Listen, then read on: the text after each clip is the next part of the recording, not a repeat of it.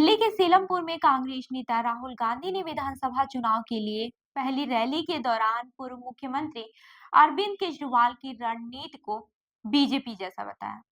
लेकिन अब सवाल ये खड़ा होता है कि दोनों पार्टियां इंडिया गठबंधन का हिस्सा है। राहुल गांधी की पार्टी कांग्रेस और अरविंद केजरीवाल की पार्टी आम आदमी पार्टी दोनों ही इंडिया गठबंधन का हिस्सा है। लेकिन ये दोनों एक दूसरे पर आरोप प्रत्यारोप लगा रही हैं। तो सबसे बड़ा सवाल यही उठता है कि क्या इंडिया गठबंधन टूटने की कगार पर है। खैर, क्षेत्रीय स्तर पर कांग्रेस नेता अरविंद केजरीवाल के खिलाफ बोलते रहे हैं, लेकिन ये पहला मौका था जब राहुल गांधी ने सीधे तौर पर अरविंद केजरीवाल पर वार किए। पिछले कई दिनों से दोनों ही राजनीतिक दल एक दूसरे पर बीजेपी से मिले होने का आरोप लगा रहे हैं। आपको बता दूं कि करीब 7 महीने पहले ही दोनों पार्टियां लोकसभा चुनाव एक ही गठबंधन में रहकर लड़ी थी। हालांकि उसके बाद से हरियाणा विधानसभा चुनाव दोनों अलग-अलग लड़े, लेकिन शीर्ष नेतृत्व के स्तर पर ऐसे जुबानी हमले पहले सुनाई नहीं पड़े थे। खैर, आपको क्या लगता है कि अगर राहुल गांधी इतना सुना दिए तो अरविंद केजरीवाल चुप रहने वाले हैं? नहीं, अरविंद केजरीवाल ने भी अपने सोशल मीडिया अकाउंट एक्स पर लिखा, क्या बात है, मैंने राहुल गांधी जी पर एक ही लाइन बोली और जवाब बीजेपी वालों से आ रहा है। बीजेपी को देखिए कितनी तकलीफ हो रही है। शायद दिल्ली का ये चुनाव कांग्रेस और बीजेपी के बीच सालों से पर्दे के पीछे चल रही जुगलबंदी से पर्दा हटा देगा। आपको बता दूं कि सीलमपुर में राहुल गांधी ने आम आदमी पार्टी के संयोजक अरविंद केजरीवाल पर कई आरोप लगाए। आप इन आरोपों को देख सकते हैं और जरा गौर से देखिएगा इन आरोपों को कि राहुल गांधी ने अरविंद केजरीवाल पर क्या आरोप लगाए। केजरीवाल जी आए थे, आपको याद होगा, शीला जी की सरकार थी, आपको याद है? वो दिल्ली याद है आपको? और केजरीवाल जी आए और केजरीवाल जी ने बहुत बड़ा प्रचार किया, दिल्ली को मैं साफ कर दूंगा, भ्रष्टाचार मिटा दूंगा, पेरिस बना दूंगा। अब देखिए हुआ क्या। आप देखिए, बाहर चला नहीं जा सकता है, ऐसा पोल्यूशन है, बाहर चला नहीं जा सकता है, आधे लोग बीमार रहते हैं, कैंसर बढ़ रहा है, पोल्यूशन बढ़ता जा रहा है, महंगाई बढ़ती जा रही है। और उन्होंने कहा था कि भ्रष्टाचार को अरविंद केजरीवाल जी मिटाएंगे।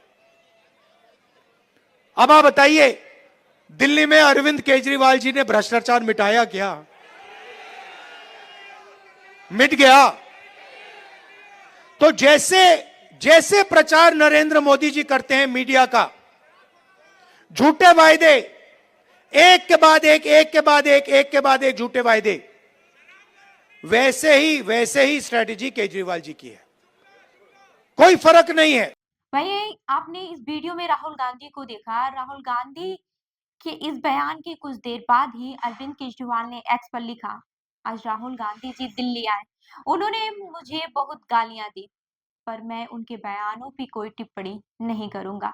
उनकी लड़ाई कांग्रेस बचाने की है और मेरी लड़ाई देश बचाने की। खैर, इन दोनों नेताओं के बीच इस वार प्रतिवार में बीजेपी भी अपनी प्रतिक्रिया देने से, कुछ बोलने से कैसे चूकेगी।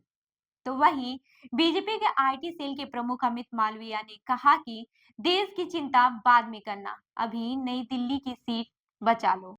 खैर, अब ये जान लेते हैं कि राहुल गांधी और केजरीवाल क्यों एक दूसरे पर हमलावर हैं।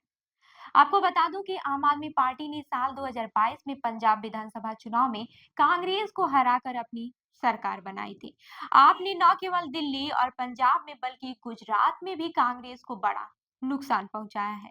साल 2017 के विधानसभा चुनाव में कांग्रेस को राज्य में करीब 43% वोट और 77 सीटें मिली थी, जबकि साल 2022 में हुए गुजरात विधानसभा चुनाव में कांग्रेस को महज 28% वोट और 17 सीटें ही मिली थी। उन चुनाव में आपको करीब 13% वोट के साथ ही 5 सीटें मिली थी। वहीं आम आदमी पार्टी ने गुजरात में बीजेपी विरोधी वोटों में जो सेंध लगाई, उसका सीधा लाभ बीजेपी को मिला। वहीं आपको बता दूं कि वरिष्ठ पत्रकार प्रमोद जोशी का इस पर कहना है कि राहुल गांधी और अरविंद केजरीवाल के बीच जुबानी हमले बीजेपी विरोधी वोटों के लिए हैं, क्योंकि जाहिर है कि बीजेपी के वोटर इनके पास नहीं आएंगे। राहुल गांधी ने सीलमपुर में पिछड़े दलित और मुसलमानों की बात भी कही है। राष्ट्रीय स्तर पर मुसलमानों ने कांग्रेस के प्रति अपना झुकाव दिखाया है, और अगर यही दिल्ली में हो जाएगा तो नतीजों में बहुत बड़ा फर्क हो जाएगा। मैं ये नहीं कहता कि इससे कांग्रेस दिल्ली में अपनी सरकार बना लेगी, लेकिन आम आदमी पार्टी के वोट कटे तो इसका नतीजों पर सीधा बड़ा असर होगा।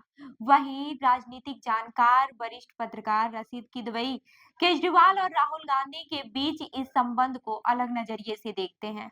उनका कहना है कि केजरीवाल महत्वाकांक्षी नेता है और कई सर्वे में यह दिखा है कि केंद्र के स्तर पर वो राहुल गांधी के बाद दूसरे सबसे लोकप्रिय नेता हैं। ममता बनर्जी, अखिलेश यादव या फिर स्टालिन जैसे नेता अपने क्षेत्र तक सीमित हैं, और साल 2029 के लोकसभा चुनाव में राहुल गांधी के लिए केजरीवाल भी खतरा है।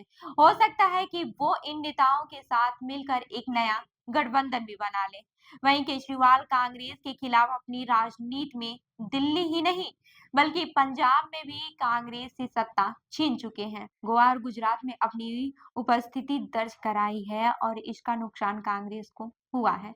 इस लिहाजा से केजरीवाल के लिए दिल्ली में अपनी सत्ता बचा कर रखना जरूरी है, जो उनकी राजनीति का केंद्र है।